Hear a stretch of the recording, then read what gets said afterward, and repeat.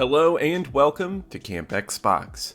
The summer of arcade was an oasis for amazing smaller games on the Xbox 360. It was a promotion every summer where an Xbox Live Arcade title would be unveiled once a week for 5 weeks. Some incredible games launched through this promotion. It was a way to promote new games and get people excited for smaller indie titles and re-releases that were digital only.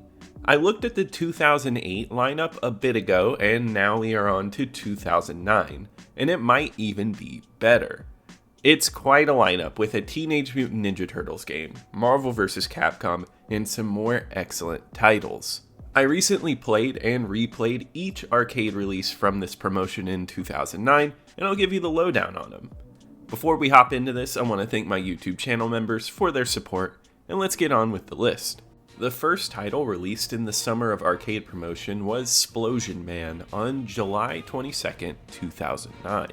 It was available for 800 Microsoft points or $10. This game was developed by Twisted Pixel, who were a fantastic asset to Xbox Live Arcade with classics like the Maw and the Gunstringer. Splosion Man is another classic that was widely discussed at its launch, and many people still have fond memories of it today. I've seen this one on many of the best Xbox Live Arcade game lists. The game is a 2D action platformer in which you play as a man who can only jump by exploding. It's a simple concept, but it works well for how fast-paced they want this platformer to be. In this game, you earn points by blowing up scientists and reaching the end within a specific time limit. These time limits are pretty low, so you must be quick and precise to succeed. The game requires you to bounce across walls, dodge turrets, and ricochet around lasers almost like a rhythm game. The game's influence can be seen in later games like Celeste. Although the game can be challenging at times, it's breezy and fun, based on the speed at which you traverse it. Splosion Man's gameplay is a testament to its versatility. The controls are intuitive, with just one button for exploding and movement as the main focus. This makes it a game you can easily pick up even after a long break. What keeps the game fresh and exciting is the constant introduction of new elements as you progress. One level might require you to blow up barrels to access platforms, and then the next will have you being stealthy, avoiding gunshots. The game's ability to consistently surprise and challenge you prevents it from ever feeling monotonous.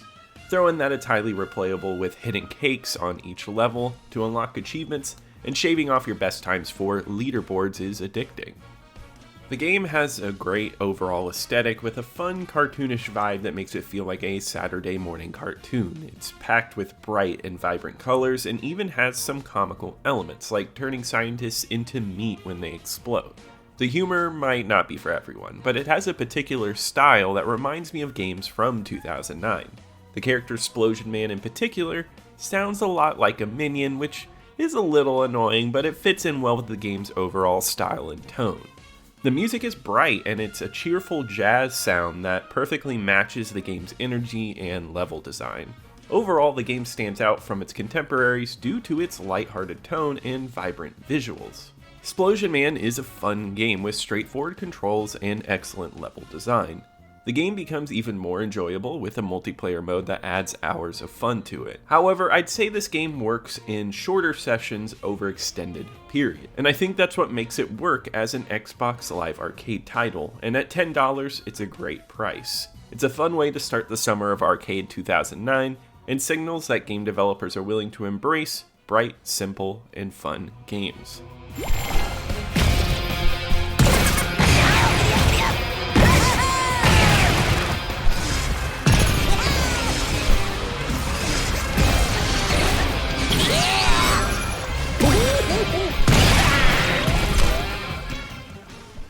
The following week, we got a re-release of a classic with Marvel vs. Capcom 2, New Age of Heroes. Capcom published this game with Backbone Entertainment, porting it to the Xbox 360 and PS3. The game launched with a price point of $15. The announcement of this port brought back a flood of memories from my childhood playing the Dreamcast version of this game. Even after its release, I would bring my Dreamcast to parties just to play it. It's not just a favorite fighting game for me, It's a part of my history as a gamer. The Xbox 360 version is a faithful recreation, maintaining the same huge roster and system, but with the added bonus of online play, a feature that was a game changer in North America in 2009. This game boasts an incredible lineup of characters from both Capcom and Marvel, from fan favorites like Wolverine, Spider-Man, Ryu, and Chun-Li, to lesser-known characters like Shumagorath and a tiny Servbot. The variety here is amazing. Each character feels unique with different moves and abilities, adding to the excitement. As a team-based fighting game, your entire gameplay style can change depending on which team member you choose to play. Each character comes with their own super and assists, and with the press of a button, you can bring in teammates to create new combos or interrupt opponents' moves. Something is always going on screen, and you are constantly fighting. The fast-paced gameplay creates an energetic atmosphere that never gets dull, keeping the thrill going even after all of these years later. It works so well in multiplayer, just randomly picking a character and making the best of the team that you receive makes for a blast. The fighting mechanics are smooth, and it's all around a perfect 2D fighter. The sprite work is impressive with gorgeous character models all around, even some that stand out and look starkly different from the rest, and has a fun variety to keep it strong. The game's visual identity extends into the stages, which are all vibrant and colorful. From the giant clown at the carnival to the distant expanses of the caves, each stage has a unique look that perfectly matches its excellent music. Although some people may dislike the soundtrack, it's one of my favorites. I never knew that pop jazz and fighting games could work so well together. Each stage has its own unique identity, and whenever I select a character, I can't help but appreciate the great song that accompanies the character selection screen. The game's uniqueness is what sets it apart and keeps it memorable. The soundtrack is one I constantly listen to, and you can hear it in the background of many of my videos.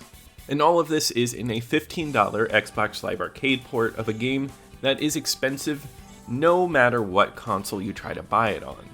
The game plays just as well, and the audio and visuals are even crisper. Even though it's a port and kind of a basic one, it's still an incredible way to preserve a classic title as we move into 2009, making it easy for many to play.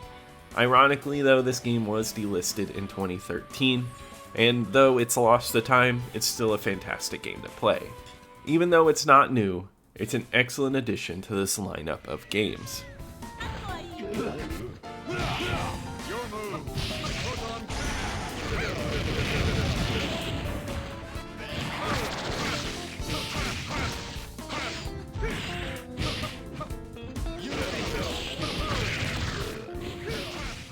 Moving into August of 2009, Ubisoft released Teenage Mutant Ninja Turtles: Turtles in Time Reshelled, a remake of a classic arcade and Super Nintendo game. The game was priced at $10. Before I delve into my thoughts on this game, I might as well be a little transparent. Growing up, I wasn't a huge fan of TMNT. It's not that I disliked them, I just didn't grow up watching the shows, movies, and I didn't really play the games. Now that I'm older, I've played a few games like Hyperstone Heist, and I do enjoy the beat-em-up style, but I don't really share the same nostalgia for it as you'll see on Retro Gaming YouTube. This is a 3D remake of the Turtles in Time game, a simple beat-em-up game. You can choose from all 4 turtles with unique stats for their attack and speed, and you take on the Foot Clan. You travel through time from the Stone Age to the future, fighting the Foot Clan who have taken over every timeline. This edition includes online multiplayer, allowing you to play with friends over Xbox Live. You can play through the game's story mode, which takes you through all the levels, a survival mode which has you beat it in one life, and the ability to pick up and play any level that you want. In this game, you have to fight several enemies by punching and kicking them. Each level ends with a boss fight, and if you enjoy beat-em-up games, then you'll like it. It is quite basic though, and only has a few enemy types. The variety mainly comes from the bosses and stages. The bosses are quite interesting, and they do things like shuffling into painful goop or a 2v1 fight if you're playing alone. Like any beat 'em up game, it's better to play with friends, and if you play alone, you might get tired of this one quickly. Unfortunately, I don't love this game, and the lack of variety is certainly one of the reasons I don't. but the overall look just isn't great. While the stages are all different and there are some levels that you can move on automatically on boards, they could look better. Compared to the original arcade or Super Nintendo games, this game doesn't meet the same style. The 3D effects just have a very basic look to it, and the attacks feel stiff. I wish there was a classic mode with the original graphics or an option to swap between the two during gameplay. That would have been the best way to play this game, but instead they opted for a somewhat plain look. However, the concept of time travel is fun, as going to places like the prehistoric era and the Old West is fantastic. The level swaps are enjoyable, but I do miss the excellent original music tracks. I would have loved to have heard the original music tracks here. It would have made the game a lot better. Overall, it's just kind of average. There are better beat-em-up games on Xbox Live Arcade.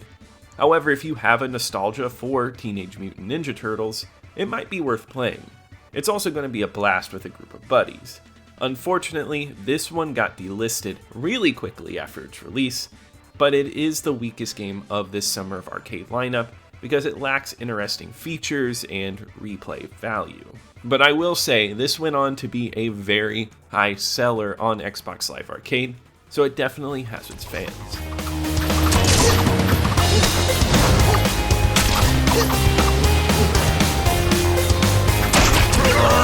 I feel seasick.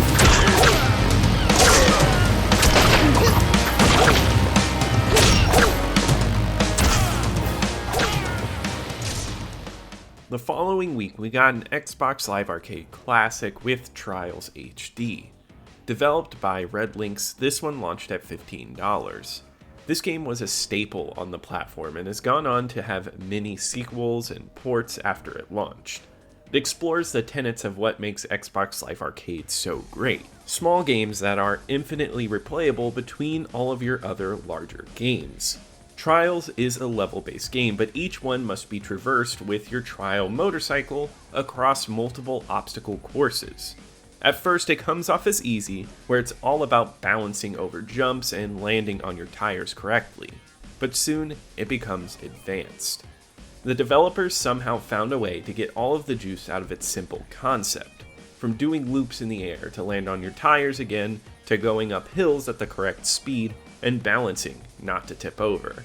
As you progress, this game takes more and more finesse, but each level is never too long, meaning the time to put into learning these levels never feels like too much, and it's addicting striving for better and better times on the leaderboard. The added leaderboard support is a huge bonus, and it's always satisfying to reach the top of your Xbox Live friends list.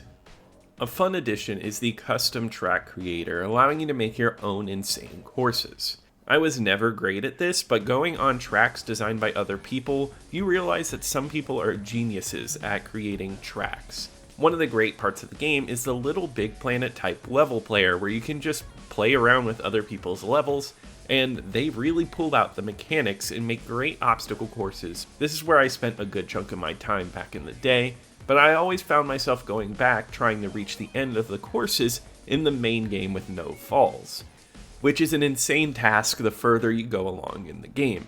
It's manageable to get silver medals, which has you falling off only a few times and going for an easier time, but getting gold on every level takes tons of practice. At first, it's like a puzzle game, but as you progress, you feel like you're trying to perfect the puzzle. Trying to reach the best time trials on these is something that I've always found addicting, and reminds me of some of the best time trial games like Mario Maker. What's nice too is that there are additional skill games that you unlock along the way that bolster this game. From things like traveling in a ball or breaking the most bones. They are small experiences, but they help make the game feel like a full package. The graphics are fine, and the music is sort of generic, but this is all made up for in just how addictive of an experience Trials is. The tight controls and physics just work perfectly to make something that started off as just a flash game and made it something endlessly replayable on the Xbox. This is backwards compatible too, and has many sequels that are surprisingly good. It's a fun and different addition to the Summer of Arcade lineup, and it's still well worth playing today.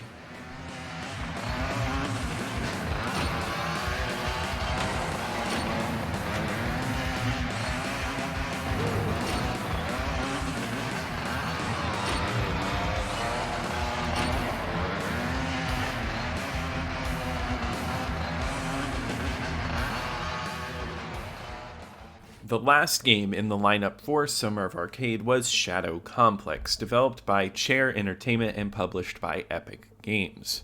It was released for $15, and it's incredible how many Xbox Live Arcade games people still talk about from this lineup. Shadow Complex is a 2.5D Metroidvania-style platformer where you play as Jason Fleming, voiced by Nolan North, who along with his girlfriend discover a hidden base that you must infiltrate. Their voice acting quality gives this smaller release a nice elevation. The game is full of mazes and hidden secrets to uncover, which is an excellent choice for those who love Metroid games. The level is designed as a 2D map that is divided into different rooms. Within these rooms, there are numerous hidden panels or tunnels that can lead you to upgrades such as new weapons or additional health. While exploring, you'll encounter various types of enemies ranging from lowly shooters to giant mechs. One of the most interesting aspects of this game is how it plays with the 2D perspective. Objects and enemies can appear in front or behind you, but they can also appear in the background, making it necessary to be vigilant and aim at the background. Although it may not be a game-changing element, it's a really enjoyable and unique addition to the game. I find it interesting that everything in this game is presented in 2D, but it's built within a 3D engine. And later, when you operate a turret, it transforms into a shooting range, and it becomes a 3D game. The first time this happened, it blew my mind, and I thought it was a novel way to change perspective in a 2D game. Although the frame rate can be a bit messy at times, the world is well crafted and mapped out. I do think in the indie world there are a ton of Metroidvania games, but in 2009, this game felt great. The shooting mechanics in this game are smooth. The platforming, though, is a little floaty, but it feels solid. Exploring for hidden nooks and crannies is a ton of fun amidst all of the action. There's some really well hidden places, like ones concealed underwater. I want to write an in-depth review for this game at some point, because this one has a lot to offer, including a really solid storyline. If you enjoy military espionage type narratives, this game will hit that spot for you. The music is also really good, with some original tracks that stand out. Shadow Complex overall is a very original and interesting part of this lineup. We had another platformer, but this one really brings a unique exploratory angle. This one was great in 2009, and I still think it's highly replayable today, and it even has a remastered version that I think is worth checking out. They're saying there's another intruder? What the hell never happened to security? You almost feel sorry for whoever it is.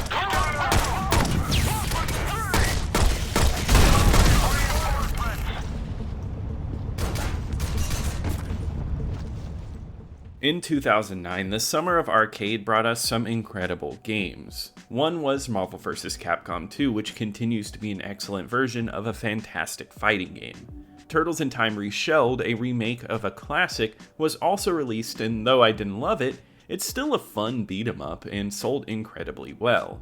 Shadow Complex was an excellent Metroidvania game that stood out that year. Splosion Man is a fast-paced action game that remains an Xbox 360 classic, and finally Trials HD is an infinitely replayable arcade title that is highly addictive.